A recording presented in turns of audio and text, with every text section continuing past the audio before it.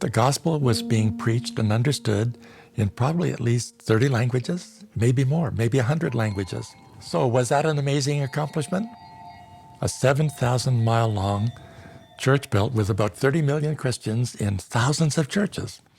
They began to feel complacent about what had been accomplished.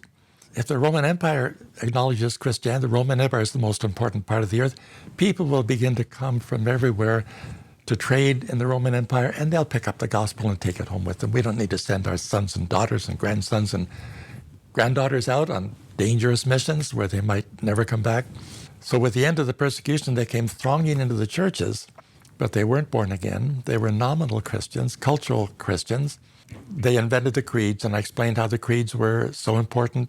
They were like pocket New Testaments because the printing press would not exist for another 700 or 800 years.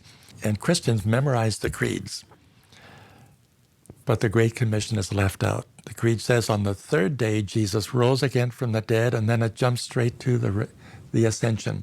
And so church fathers were beginning to teach Christians Jesus actually gave the Great Commission only to the apostles and not to the church. It's been accomplished to God's satisfaction through the apostles and their immediate descendants.